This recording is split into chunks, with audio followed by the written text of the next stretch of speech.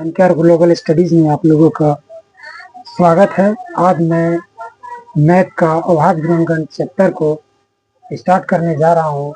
तो अभाज्य गुणनखंड एक सॉल्व करेंगे, उसके बाद हम लोग सीखेंगे। चलिए, तो अभाज्य गुणनखंड आप लोग सुने होंगे। अभाज्य गुणनखंड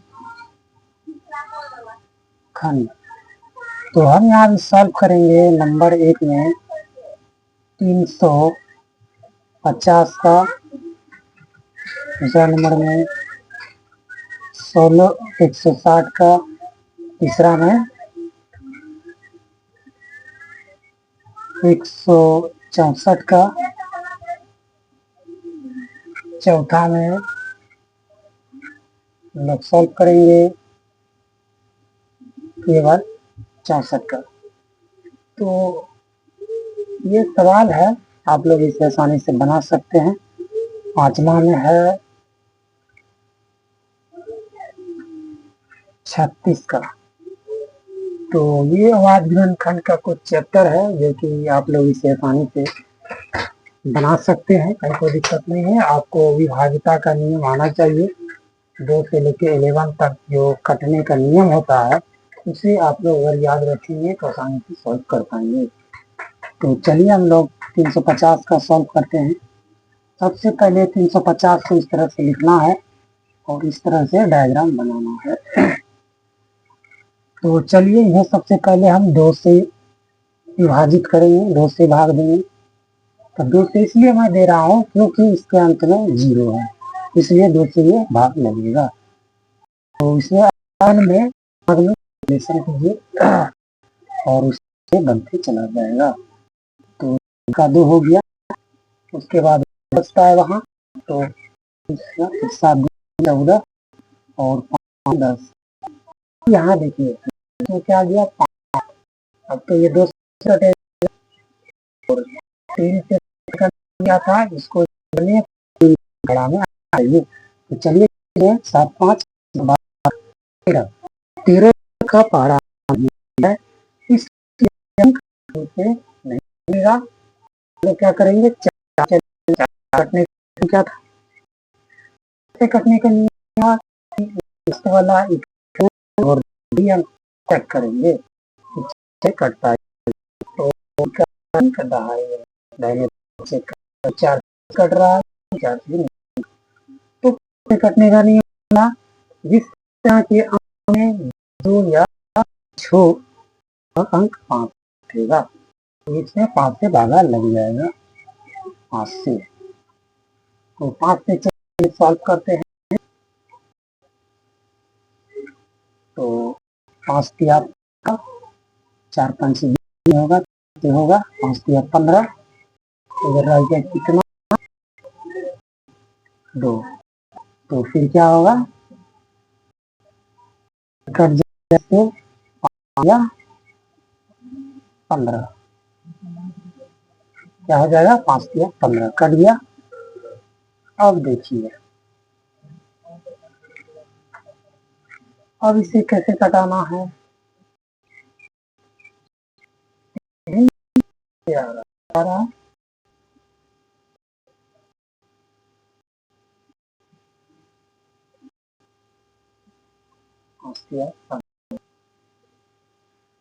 तो ये नहीं हुआ, गलत हो गया। 25 है, क्या 25 25 25। तो 25 था, 2 घटा और इधर 5, क्या हो गया 25। उसके बाद अब इससे क्या करेंगे, 5 3 8, फिर 5 से ही होगा 7 5 35 और 7 का 7। तो इसके बाद आगे नहीं जाएगा। अब इसे आप लिख सकते हैं और लिख दीजिए 350 का अभाज्य गुणनखंड का ये आंसर हो जाएगा। आप यहाँ पे आंसर कर सकते हैं 2 गुना 5 गुना 5 गुना 7 गुना 1। इससे आप गुना करेंगे तो क्या हो जाएगा 350।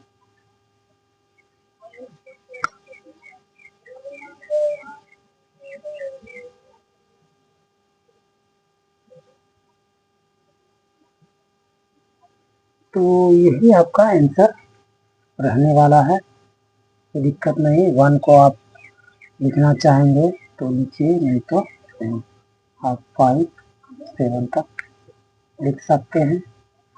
और कहीं कहीं इसे स्क्वायर में भी लिखा जाता है, तो आप 2 5 स्क्वायर गुना 7 भी कर सकते हैं। तो इस तरह ऑप्शन के हिसाब से आंसर इसका होगा। तो आप इन्हें सॉल्व कर सकते हैं। चलिए एक और बता देता हूँ।